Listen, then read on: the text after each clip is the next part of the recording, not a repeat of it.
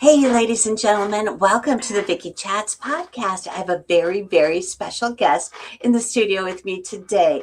Today, we're welcoming back one of the Cedar Valley's biggest champions for local food. Joining us is Jodie Huegerich. Welcome, Jodie. Thanks for having me. Yes, registered dietitian, local food program manager with the University of Northern Iowa, energy and environmental education right here at the University of Northern Iowa.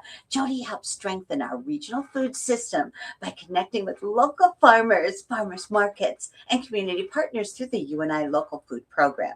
So the program helps make it easier for residents to access fresh, locally grown food, including the 15 farmers markets we have in our region.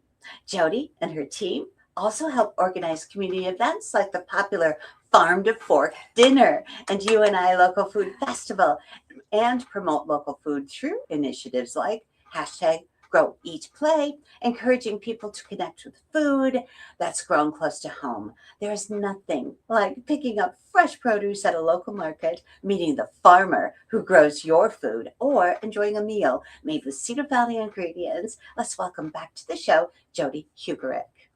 Welcome, or welcome to me. Yes, Hi, everybody.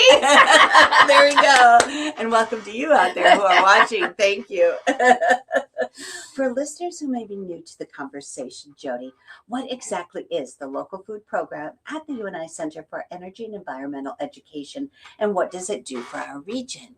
Yeah, there are 3 of us staff members, and I work on connecting farmers to different buyers, whether it's restaurants, grocery stores, schools, farmers markets, a lot of education in terms of farmer education, a lot of events and education for the community about what is local food, where can you find local food. But we have other programming that Sarah works on the AmeriCorps Vista program statewide, and Nice. Catherine works on our veggie voucher program and community gardens and connecting beginning farmers to new markets also. I love it. And your work helps support several local farmers markets. So why are farmers markets so important to a healthy local food system?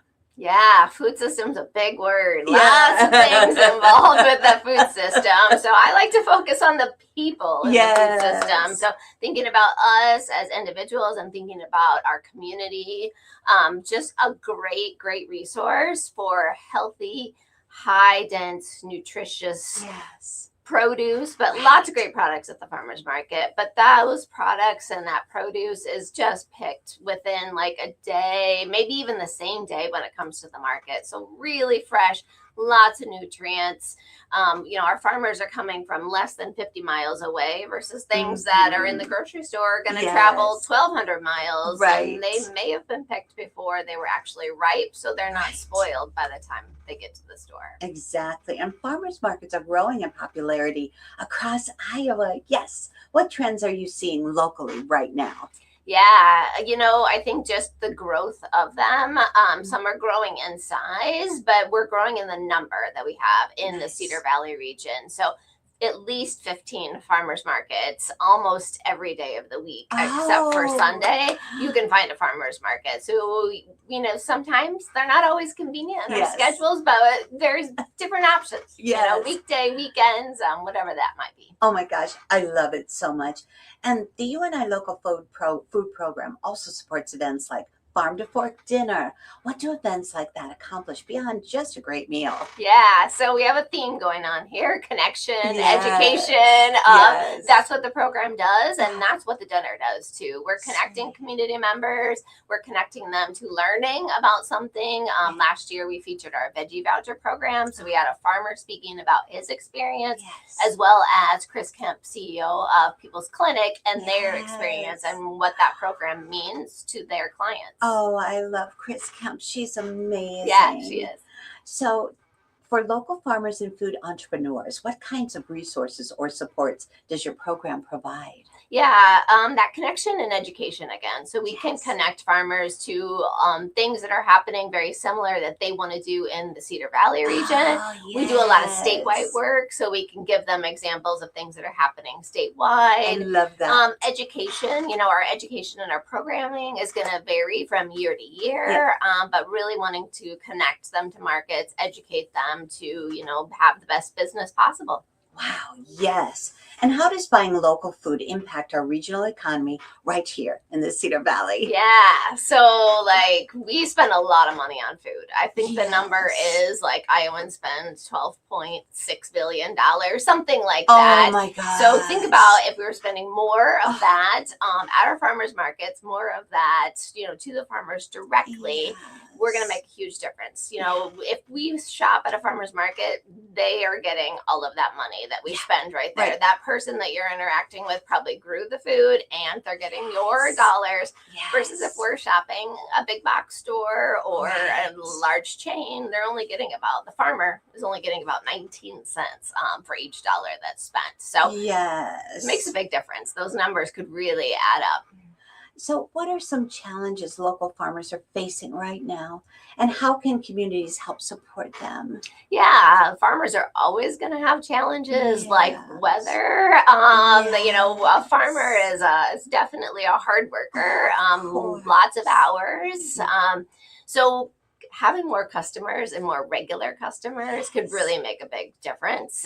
So as consumers, think about, as farmers markets as a place to go or other ways to access those local foods, whether it's a retail store like Hanson's Dairy or buying directly from that farmer.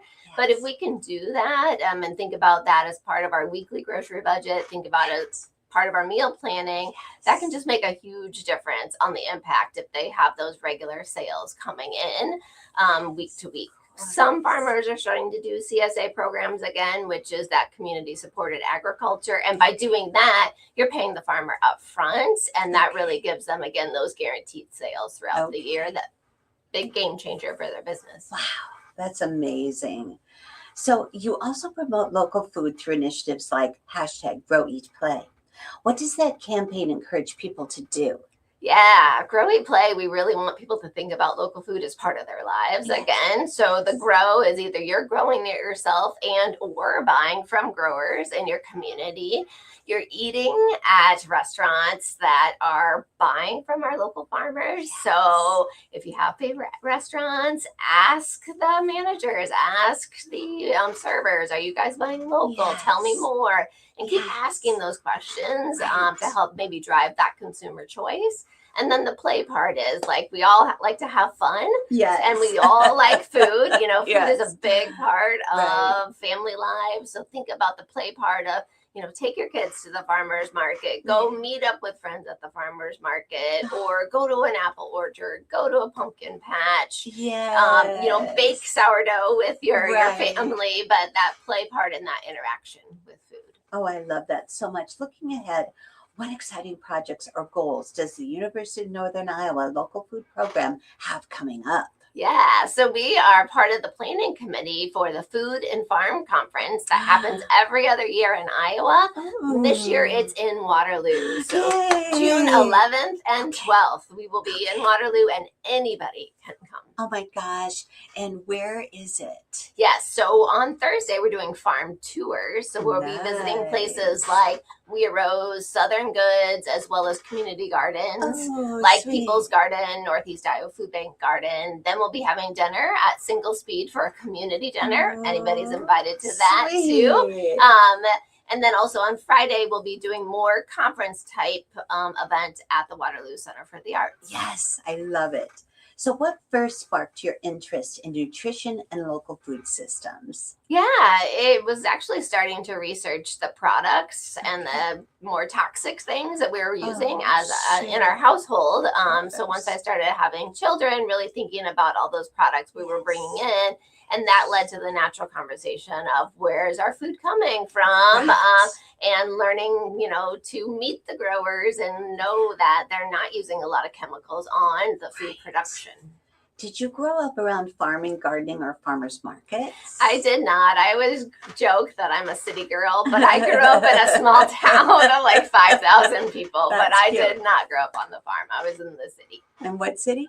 Clarinda. Oh, Clarinda. Well, how beautiful. So when you visit a farmer's market personally, Jodie, what's the first thing you look for? Yes. So right now, asparagus. Ooh, So asparagus, fresh yes. lettuce, very seasonal. In July, I cannot wait for those tomatoes and the colored peppers that are going to come shortly after. Yay. I do like corn, but then I Yay. also really love local apples in the fall Ooh, too. yes. So, do you have a favorite local food or seasonal produce that you look forward to each and every year? Yeah, strawberries is probably the number one thing. I cannot find a strawberry that's not locally grown that I like anymore. Oh my gosh, that's amazing.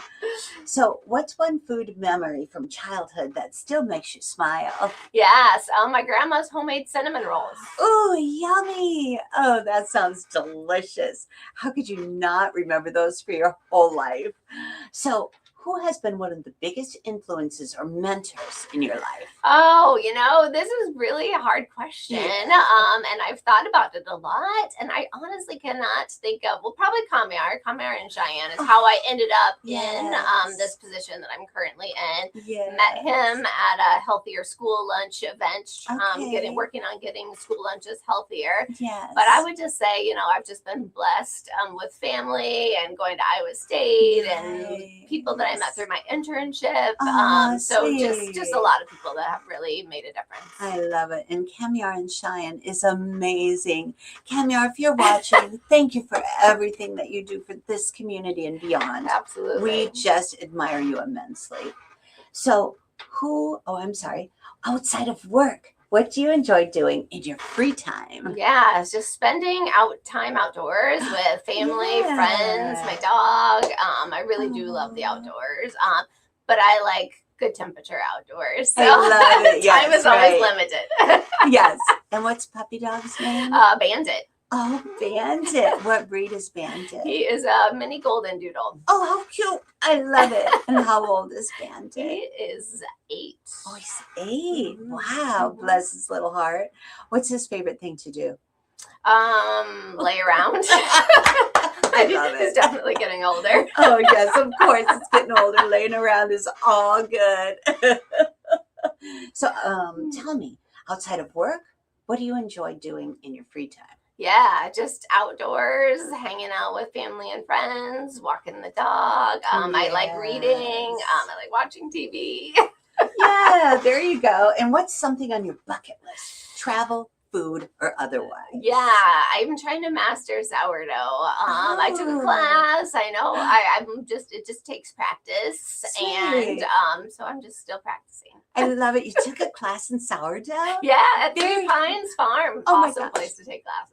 That is so cool. So if somebody out there is thinking, I want to learn that. So how do they do that? They just find the Three Pines online somewhere? Yeah. Check out Three Pines Oh my online. gosh. They have a lot of great food classes and Oh, just how a lot cute. of different things. So how long are these classes? That really varies. Okay. Yeah, like we did that in a day. I mean, it was like Oh. half a day. Oh, okay. I thought it was like months. I'm No, like, I can't do that. that was kind of the nice part. There is Yeah. other offerings, I think, in the Yes. community, Okay. and that might be more of a weekly event. Got you. Mhm. So one Yeah. day you Yeah. can do it, ladies and gentlemen. You got this. So tell me, what are you most looking forward to this spring or summer in the Cedar Valley? Yes, I really love dining outside, and I love all our live music options that we have in the Cedar Valley Same. and the live music outdoors. Really just love Yes. outdoors. Oh, me too. I just love it. So if someone's listening and viewing who wants to get involved in supporting local food in our community, what's the very best first step? Yeah, we have a lot of resources on our cEEE.uni.edu website. You can find the local food program on there. And then we have a local food guide. If you click on that guide, you can find all the farmers markets in the Cedar Valley and a lot of the farmers in the Cedar Valley too.